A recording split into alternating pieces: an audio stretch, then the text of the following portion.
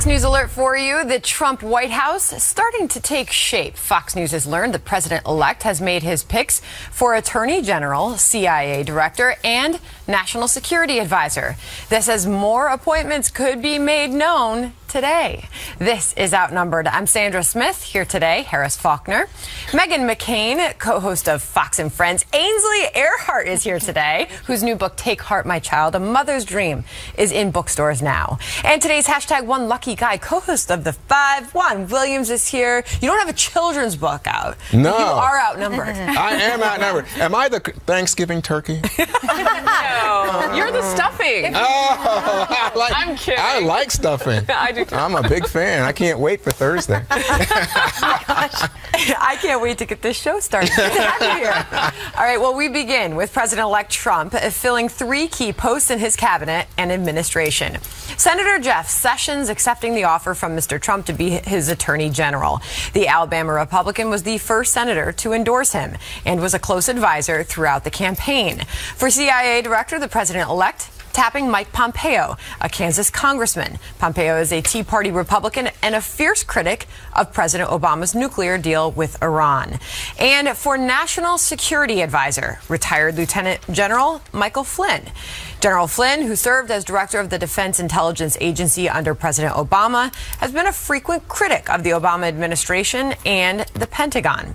Doug McKelway live from Trump Tower, where there's an unbelievable amount of activity this week and today on this Friday. Doug, what's the latest there? Yeah, well, it's hard to keep up with all the comings and goings of this cattle call right now. Having said that, there are a couple of tidbits of new information. We've heard that General Jack Keane has now withdrawn his name as a potential candidate for Secretary of Defense. He's done that apparently for personal reasons. Donald Trump now said to be considering a Marine Corps General James Mattis as Secretary of Defense. Mattis succeeded, as you might recall, David Petraeus as head of U.S. Central Command. He has combat experience and led combat troops in both Iraq and Afghanistan. This is important to Donald Trump, who has vowed that he wants a general to head the Department of Defense, also somebody with managerial experience. There is one caveat to that, however. There is a rule in place which says that once you leave the Pentagon, there has to be a window of 8 years where you are supposed to stay away from offices like this. It is unclear to me, at least at this early stage, whether that's a hard and fast rule or there's some amending of that which may take place. We shall see. Also, Trump will be leaving Trump Tower at 2 o'clock this afternoon, we hear, headed to New Jersey to the Trump National Golf Club, I should say, in Bedminster, New Jersey. He'll be staying there for the full weekend. That is where he plans to meet with Mitt Romney. This is a highly unusual meeting, according to a lot of analysts who can't believe that there would be any healing of this adversarial relationship that we saw during the campaign and during the primary season. You'll recall in that famous or infamous speech from that era that Mitt Romney said of Donald Trump, and I quote, "If Trump's plans were ever implemented, the country would sink into a prolonged recession." And that was one of Mitt Romney's more gentle critiques. Trump also scheduled to meet with Michelle Rhee in New Jersey. You might remember that she was a superintendent of the D.C. public schools. She is no conservative, but she became, during that tenure there, a huge opponent of the calcified structure of public school systems across the United States, a huge fan of charter schools and of school choice. Donald Trump likes that very much about her. We also hear that Governor Mike Huckabee will be meeting with Trump at the Trump Tower before he departs for New Jersey today. And lastly, about those picks made today, Mike Flynn for National Security Advisor, Mike Pompeo for CIA, and Jeff Sessions for Attorney General. Get ready on some cold winter day in 2017 for a great theater and a bruising confirmation fight, because Democrats who are very wounded and are out for blood are going to try to make the most of the Sessions and Pompeo hearings, because they have both been accused by Democratic opponents of making racially insensitive remarks way back in the past. So it's going to be confrontational, at least from the Democrats' perspective. Back to you. All right, thank you. Doug McKelway outside Trump Tower. Juan, what do you think so far?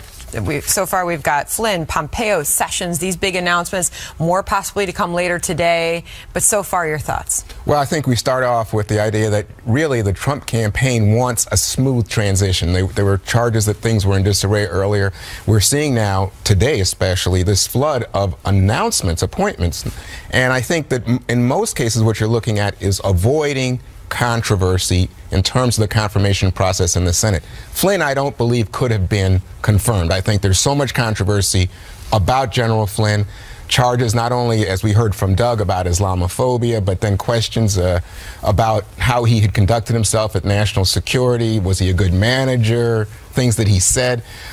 He was even at one point thought of as potentially a vice presidential candidate running with Donald Trump. And then he made had some comments on the trail. Yeah, comments that he was somewhat pro-choice. And he's a registered Democrat, by the way. So I think, Flynn just is so hot right now in the intelligence community in Washington. I think there are a lot of people shaking their heads, including Colin Powell, former Secretary of State, who in the WikiLeaks situation put out some comments that said he thought that Flynn was unhinged and the like. That's all there. I remember that. But if we go and look at Pompeo and Sessions, I think this is interesting. I think Sessions is, just as Doug had said, going to get a lot of questions about some of the racially charged rhetoric jokes that he made in the past. But he's a senator. And you've got a Republican majority, and I think you've got enough Democrats who want to appear to work with the Trump administration that I think Sessions will get through. Pompeo, again, widely respected on the Hill. All these gentlemen are very conservative, by the way, Sandra. There's just no doubt about it. This is a strong conservative group. But I think Pompeo is so respected, a Harvard grad, well-experienced, former military. He'll get through. Well, they're going to try to make the case that those comments by Sessions were made some, I don't know, 30 years ago. That would be a problem, is what you're saying. But Megan, what do you make so far of the picks? I think with Jeff Sessions, it's, if you said, Megan, who's the first person Donald Trump will pick, Jeff Sessions was the first person to endorse him, the first sitting senator. He has been on the trail for him, a great surrogate. So Donald Trump rewards loyalty. So I'm not surprised by this pick at all. That being said, some of his comments that were made, 30 years ago, I guess they have something to do with the KKK. This is red meat for the left. I don't think Donald Trump cares. I don't think his campaign cares. But, it is going to be something that will be talked about. So President Reagan, to be clear, nominated Sessions for a federal judgeship in Alabama. This was 1986. In testimony at the confirmation hearing, Sessions said he thought the KKK was okay. That is what we're referencing. And again, he, as Juan pointed out, he is a sitting senator. He is a very high profile. I'm not surprised by this pick. General Flynn is more interesting to me just because, again, he had sort of a negative, when he left the Obama administration, it wasn't on good terms. Huge critic of the way they've handled ISIS, huge critic of how President Obama has handled everything foreign policy-wise. He's also sort of the main person that people point to regarding Vladimir Putin and Donald Trump's relationship with Vladimir Putin, meaning he sort of shares the same feelings of trying to unite the United States and Russia together in, what some people who consider a somewhat controversial and maybe not the smartest move, Ainsley, but he's the biggest proponent. You've been covering this all morning, all week, and the entire campaign. It's been awesome to watch you on Fox and Friends in the morning. But, these are people that we've been watching very closely because they have been close to Donald Trump for quite some time. Well, Sean Spicer, who's communication director for one of the communication, he's on the team, the communication team for Donald Trump. He was on the morning show today, and he was talking about, we've heard the basket of deplorables. Well, this morning he was talking about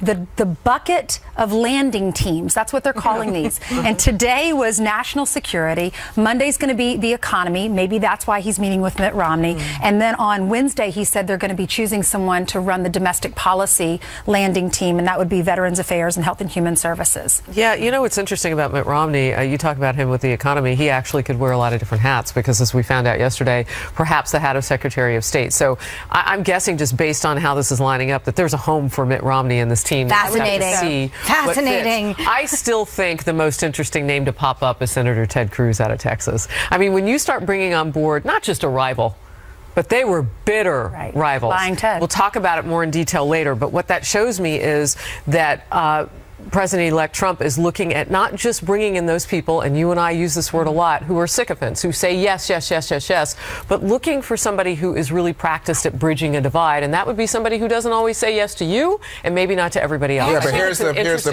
the problem.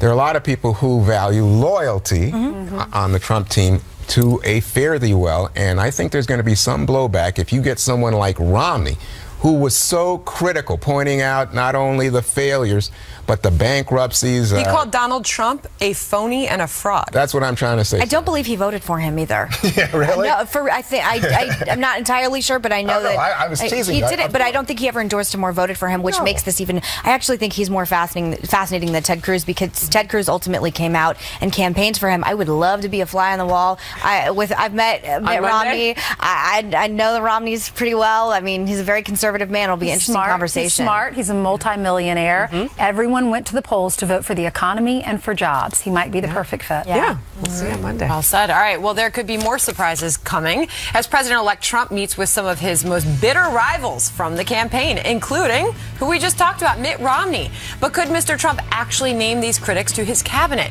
Plus, are President Obama and First Lady Michelle Obama preparing to take the mantle as leaders of the Democratic Party? What this means as Democrats regroup after their 2016 loss.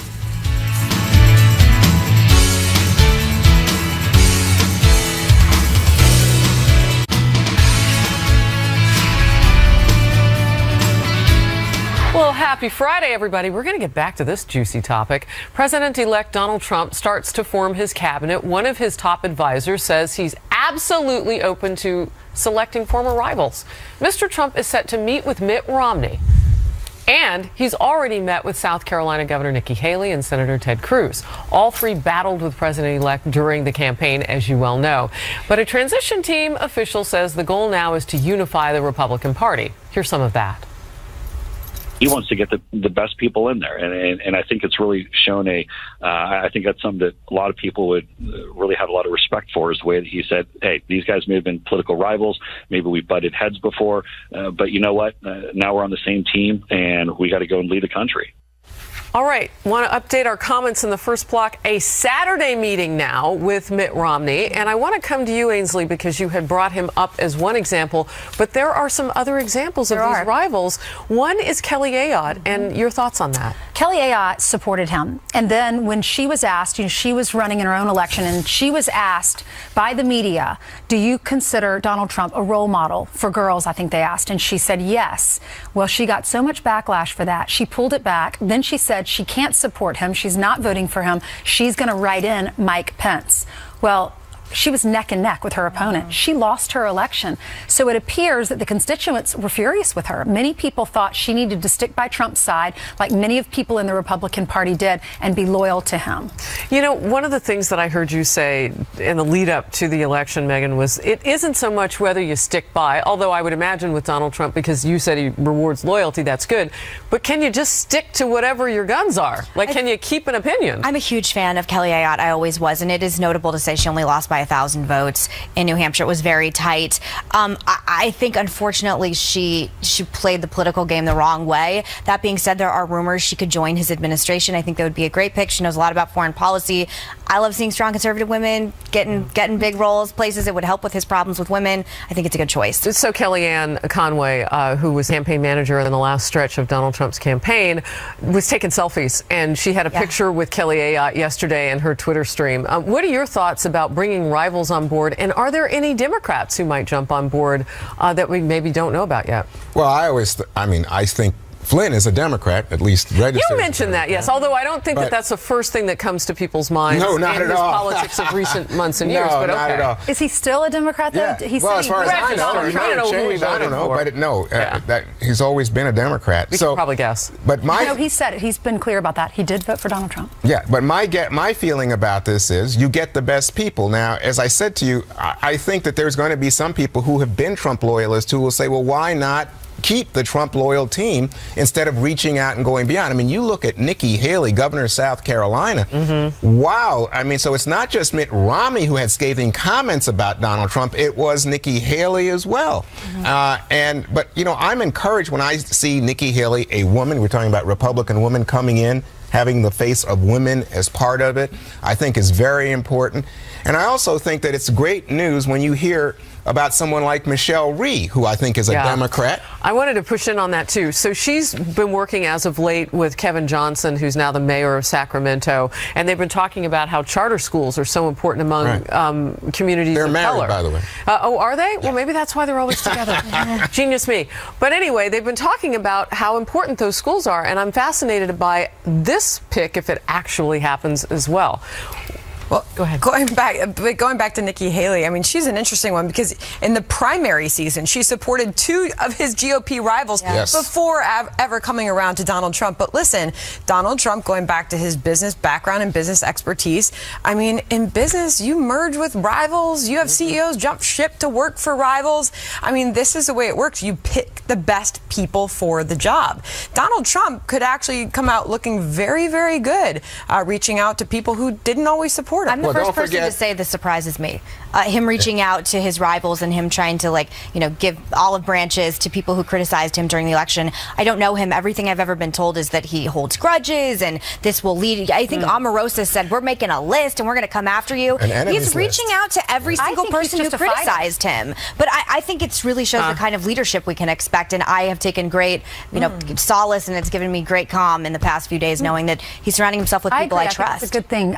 But he just wants to be a fighter. He wants to win. He keeps saying, we're going to win. Get used to winning. You're going to get sick of winning. He wants to win because, look, he invited Hillary to his wedding. He gave money to her campaign. On the campaign trail, we saw them going back and forth at each other. They seemed to not like each other at all. They were running against each other. Now that he's won, in his latest interview, he said, with Leslie Stahl, he said, she's a good person. I don't want to hurt her. They're good people. I could not believe that. And even during the debates, they were both asked to say nice things about each other, and he said she's a fighter. That was the one thing that he respected most in her as well. He respects that in other people because that's what he wants to be. One last point, I would say, remember that Obama and Clinton said the nastiest things about each other on the campaign trail, and then of course she was appointed Secretary of State. I will say with regard to Donald Trump, it is true that he is reaching out and going beyond now. I just wonder if it's possible that some people will think this is all about ambition, that he wants to create this image and Mitt Romney wants a job. So can I just ask one quick question? If it benefits America, does it matter? That's a fair point. Does it matter? Yeah, no. If it benefits America. No, if it's right? genuine. But works, I think you have to have genuine trust between a president and because remember, Leslie Stahl asked about his brand, and he said more important than anything is this country. So I think that trumps all for him. Okay, we'll move on. Maybe Hillary Clinton and the Democrats were onto something about James Comey's letter. What President-elect Trump's former campaign manager is saying about the impact of the FBI reopening their investigation into Clinton's emails so close to the election. And Nancy Pelosi has a challenger for her minority leadership post. Why Congressman Tim Ryan says he's running. And you have to hear why Pelosi says she's not to blame for the Democrats' poor showing last week. Stay with us.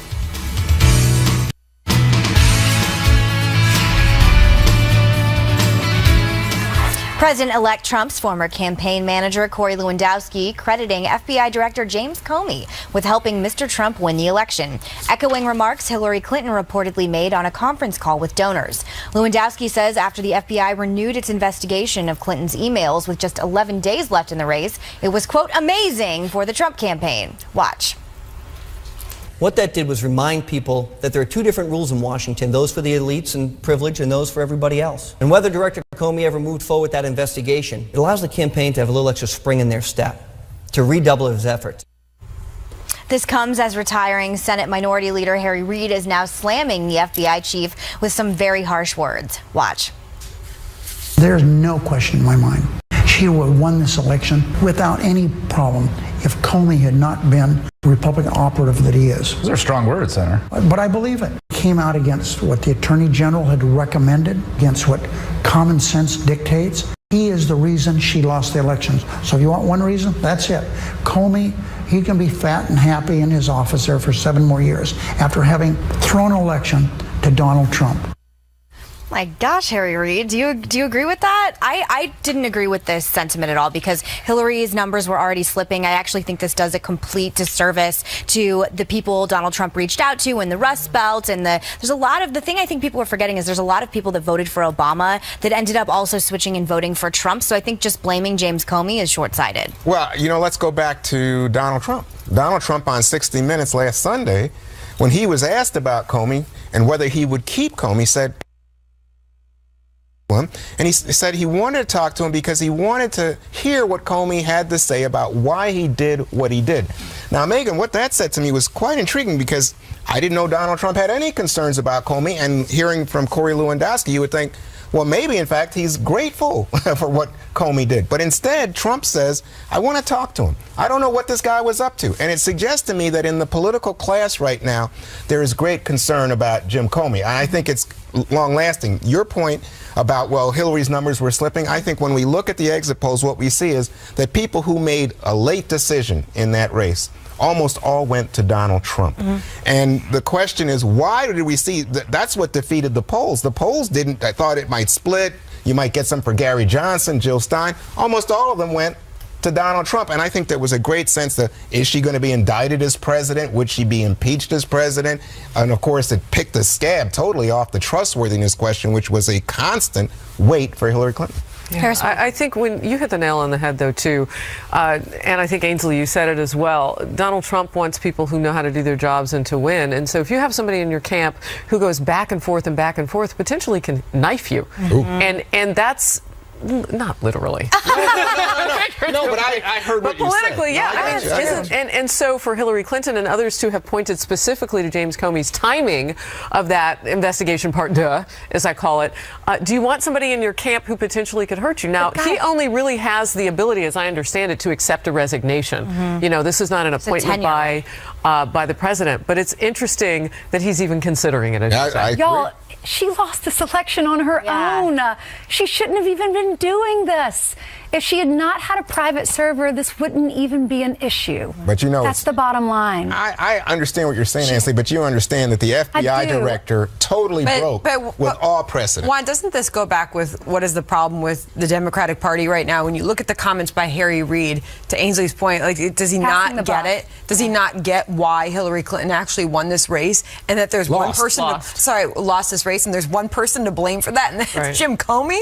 Right. I mean, that's time to take a look within. They're not taking any self-reflection or culpability for your role in the loss. And yes, I'm not saying James Comey was a great asset, it didn't help, but to completely place all the blame on him, not only do I think is short-sighted, but will hurt Democratic leaders going forward. If you don't look at why you lost, so many people in the Rust Belt. Excuse me, I thought this was Corey Lewandowski who said I disagree with Corey Lewandowski. Okay, I'm I just think saying, we all disagree you're hearing with this from Republicans. He's not doing his candidate a favor by saying that that's why Donald Trump won the race, but I think we need to move on. Oh, it's me, Nancy Pelosi. She's got a challenger. Did you hear? Ohio Congressman Tim Ryan announcing he's running against the California Democrat for minority leader. Here's why Ryan said he threw his hat into the ring. We're not winning, and it's time for a change. I mean, we got shellacked Tuesday, but we go back to 2010, we lost. 2012, we didn't win enough seats. How many House races have you lost since Barack Obama was in office? 68 since 2010. Have the smallest majority since 1929 in our caucus. And if you take state and federal officials, Democratic officials, we have the smallest number since Reconstruction. But there, Congressman Ryan also says Democrats need a leader who can speak to the kind of Rust Belt constituents that he represents in Ohio. Meantime, Minority Leader Pelosi says she has the support of 2/3 of her caucus, and that any disappointment House Dems fared at the polls last week is not her fault. Listen. We cannot be taking the full responsibility for what happened in the election. We have to do our after-action review thoroughly and see what we could have done differently. But a lot of it was beyond our control. All right, so Congressman Ryan, though, making the point, Juan, we've got some problems and we need to deal with them now. Without a doubt, and I think Tim Ryan's also just an estimable guy. You point out he's a Rust Belt congressman. I think he has also said he can go south and talk to people and say, you know what, this is what the Democratic Party stands for. We have populist instincts. We are concerned about jobs. So he has a real platform. The problem, Pelosi is the biggest fundraiser coming out of California. She has raised hundreds of millions of dollars for Democrats since, I think it's 2002. And it's hard to give up on that. And so a lot of people are in debt to Nancy Pelosi. One last point on this. Nancy Pelosi's in her 70s. You think about, you know, some of the people who are on her House leadership team, and they're also an older generation. And I think people like Tim Ryan in his 40s, and you think about some of the base of the Democratic Party at this point, I think it was 55+% of people under 34 voted for Hillary Clinton. They want activist, energetic people to take the fight in. Bernie Sanders supporters want to burn this thing to the ground. Well, and there is no, because Bernie's older than all I want of to them. know, other than fundraising, which I would counter the argument with, look where that money got you. What does she have to offer? I don't understand the reasoning for keeping her. She's part of the problem. She's part of the reason why you guys have this historic loss. And I think keeping the same person in place, at least symbolically, and I've talked to a lot of millennial Democrats, they are so mad at the Democratic Party right now. I have a friend who's a lifelong Democrat threatening to become an independent, says you have 1 year to clean this up, specifically points to Nancy Pelosi. I mean, these people are, whether you like it or not, when you're in this leadership position, you have to take some of the blame. It's the Brexit thing. I mean, we saw it in the UK. We saw it in the Republican Party. It looks like the Democratic Party is following suit. He also said in that interview, or in another network interview, he said it's the definition of insanity to continue to vote for Nancy Pelosi, because the definition of insanity is get the same thing, do the same thing over and over, and keep getting the same results. Well, it's time for your party to find some new stars, and you're not going to do that with the people at the helm who hold the purse strings for the money, for the policy, so on and so forth. How do we know that? Sure, there was a lot of criticism for Republicans having 17 candidates. You had 2. Both of them were north of 65, so you want to talk about age. But it really comes down to ideas. You had one that was an elite, wealthy woman, couldn't even get her speeches, because we don't know what she said to some people, apparently special people on Wall Street. And then you had a guy who led a movement, and he was silenced inside the party. Juan, how would you describe the state of your party right now? I think the party is in disarray and looking for leadership. So we hear conversations about, like in the Senate, can Chuck Schumer, because of the ties to Wall Street, he's a senator from New York, for those of you who don't know, can he really represent this energetic, activist, populist base that was so attracted to Bernie Sanders? But it's not that Sanders would be the leader, but you need people like Elizabeth Warren. She's another one. She's been very active here of late. Very active. On her own behalf. Or do you get someone like Michelle Obama? But you guys have got to start reaching out to young people too, though. I mean, young Democrats are angry that they wanted Bernie in huge numbers, and they feel very betrayed by the DNC. About 10% of Sanders supporters voted for Trump. Yeah, it's fascinating. That's really interesting to me. All right, the campaign is over, but President-elect Trump is planning to hit the road again in a victory tour of states he won in the election. Is this a good way to thank his voters, or could the time and money be put to better use? We will debate that next.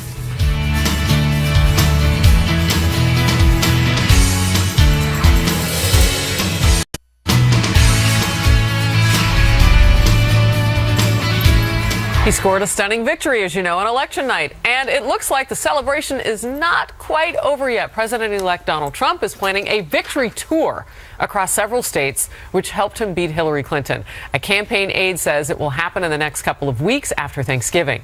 As for where, you'll see it pop up. He says, quote, obviously to the states we won and the swing states we flipped over. That will likely include Pennsylvania, Michigan, Wisconsin, part of Mrs. Clinton's blue wall, which failed to hold for her, as well as some traditionally red states. What do you think about a big party, Ainsley?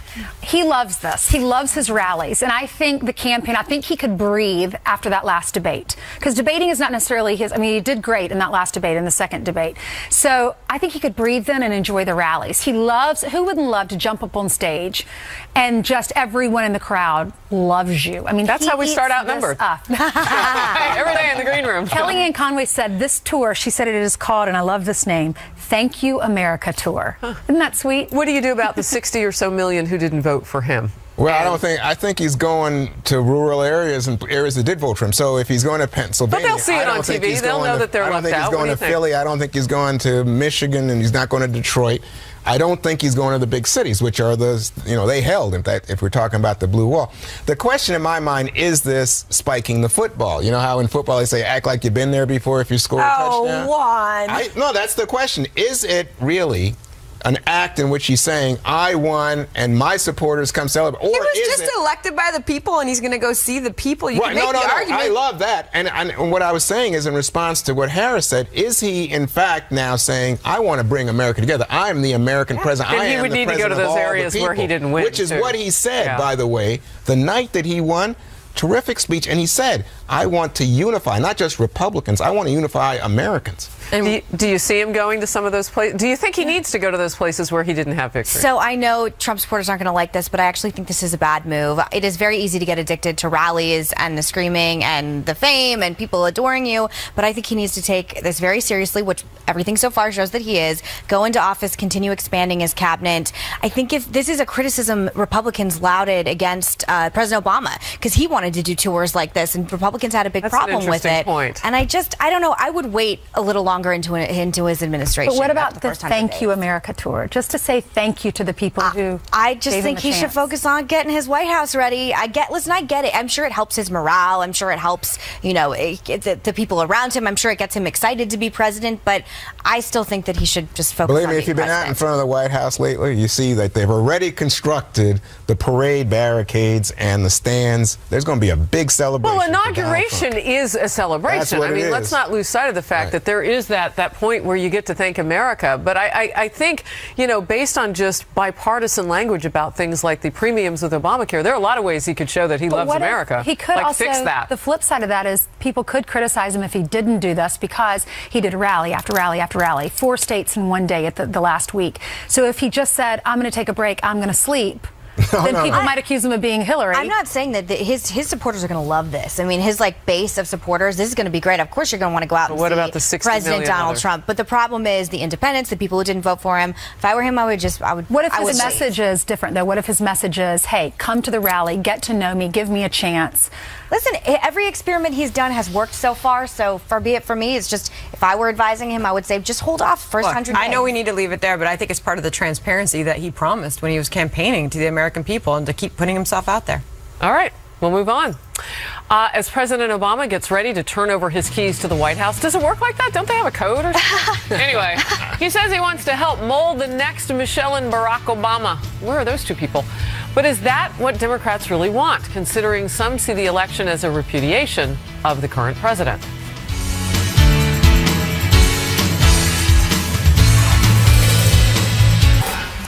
As President Obama gets ready to turn over his keys to the White House, he tells the New Yorker magazine his next mission will include rebuilding the DNC, counseling the next generation of leadership, and molding the next Barack and Michelle Obama.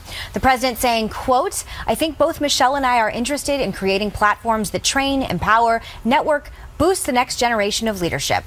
What we'll be most interested in is programming that helps the next Michelle Obama or the next Barack Obama, who right now is sitting out there and has no idea how to make their ideals live, isn't quite sure what to do to give them resources and ways to think about social change. So I have this bet that President Obama is going to be the complete and total opposite of George W. Bush, that he's going to be as active and vocal and on TV as much as possible during Trump's presidency. Well, this also made me kind of question whether or not Michelle Obama might be looking at politics, because otherwise, how could you best prepare for your role? Like, how many first ladies do we think we have out there? Like, people running for president is a different category than their spouses, right?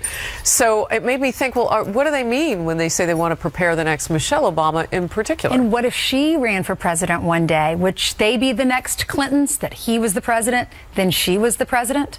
Yeah, I don't know if the nation necessarily likes dynasties. We'd have to ask the Bushes about that, too. All right, Juan. Yeah, in particular. What do you think, Juan? Well, to me, what they're talking about is sincere and a sincere need. I think on this couch today, you guys have pointed out, the bench on the Democratic side looks threadbare by comparison to the 17. We pointed that out, or did you agree and point it out? I agree. But I would say to you, if you look at people who are right now in the Congress, I'm thinking the fight right now going on over who will chair the Democratic National Committee. Mm-hmm. And you get people like Keith Ellis and Howard Dean saying, well, that's, I'm not sure how far we're pushing. But then you start looking around and you come across people like Julian Castro, the secretary, or you think about people like Cory Booker, or you think about what's going on with, Andrew Cuomo, the governor here in New York. And now you start to see, well, maybe there are Democrats who need a national profile, and if they get some support from the likes of a Barack Obama, who, by the way, I think his rating is over 55% approval at this juncture, which is astounding. But also among Democrats, he's up in like the 80% approval. You know, I wish her well. I know some people on the campaign, and I know that it feels like death to them. You don't wish that on anyone. There's got to be a winner. There's got to be a loser. But they're all out of work now, so my heart does go out to them because she worked so hard on it. I'm not saying that I believe in her policies, but you do feel for them because she worked her tail off. I have another theory. I mean, there's been word that Chelsea Clinton might run for some forum in Congress. No way. I tried to get an interview with her. Here's my theory. They don't want to encourage Hillary Clinton too much because she actually may come back again and take another bite at the apple. I mean, that's reality because she could if she wanted to. They were floating that 2 days after their loss, too, which I came on this couch and said just how utterly bizarre and tone deaf I thought it was. To Ainsley's point, she won't even give an interview. She didn't give interviews with anyone who would ask her a real question during the campaign. I don't know how you run for Congress doing that. You'd probably know better than anyone because you all, the daughters of... Yeah, and I did real interviews. Yeah. And I wasn't scared. And again, she's 36 or 37, mother of two. If you want to run for Congress, the media is not going to go easy on her. So as Democrats do take this look within and start to organize for the next 4 years, what's the Democrats going to be looking for? What are they going to be looking for in leadership other than the Clintons and the Obamas? You know, I talked to you earlier about the idea that the base of the party is pretty far left and young. They're young people. Clearly those are the ones who gave their support to Hillary Clinton in this last election. But I would go beyond that. I mean, you stop and think about who are the influencers in the Democratic Party. People love Joe Biden. They love Barack Obama, among the Democrats I'm speaking. And the question is, who do they see as worthy of handing the baton to? All right, we got to move on. Who doesn't love a new baby? Well, Ainsley has a little girl, and to show all of that love, she wrote a new book for her. Aww. It's the cutest thing ever and the best way for you to start your weekend. The sweet story next. Aww. And a new author, Ainsley Earhart's children's book is now on sale. It is entitled Take Heart, My Child, and it is a personal message to her little one that you just saw, and to children and adults everywhere. You know, I love it. I read it to my girls. You did. The messages of empowerment, I'm curious because I needed them too. Yeah. Why do you think this is so needed right now? I think after the election and talking about ISIS, I read it the other day and I just thought, I need to hear this. I need to be reminded just to take heart and to take a step back and realize everything's going to be okay. And when I was meeting with them, we were trying to come up with a title. I said, there's a scripture that I think about when we talk about, there she is, how crazy this world has, all the things that could bother us. So there's a scripture that comes to mind. Take heart, I have overcome the world. I said that on the 5 when I was listening with you. And the publisher said, that's it. That's the title of your book. So I think it's doing well because it's right after the election. Timing was perfect. Our country just needs to hear bonding. And in time for the holidays. It's a great gift. Thank you. It's aspirational too. I mean, whether you're a parent or not, right? Yeah. I think I'm going to read to you my favorite passage because I'm a big Dr. Seuss fan. I love all the places you go. So I'm always looking for little nuggets to tell my kids for when things don't work out. So I love this tender part of your book. Ainsley writes, but if you get lost in the ocean's vast tides, take heart, my child, I'll be by your side. And then there's a big ocean here, which we all know we can get lost in. Yes. I love it. The illustrations are beautiful. Jamie Kim did an amazing job. This is her first book. She's from North Carolina, and we had contacted some other illustrators. This just shows you how everything works out perfectly. We contacted a few illustrators. They couldn't do it. They had other projects going on. And then her agent sent in work, her first time ever that the publisher had ever seen her work. We were like, wow, this is great. We sent the manuscript. She did the pictures to match the manuscript, and we got them back, and they are amazing. And 10% of everything we make goes to Folds of Honor. Well, I was just going to mention that because Folds of Honor, Folds of Honor is for children of fallen soldiers. Yes. So I was thinking, boy, that is so sweet. I just think, first of all, as a granddad, I think it's a great Christmas gift. I really do. So I think for kids, for young people, it's not so much that I think the kids can read, the ones who are most benefit from it. I think it's just so great for bedtime reading for granddad to be sitting there and say, hey, you know what? Wow, that's so sweet. Full, like a little one.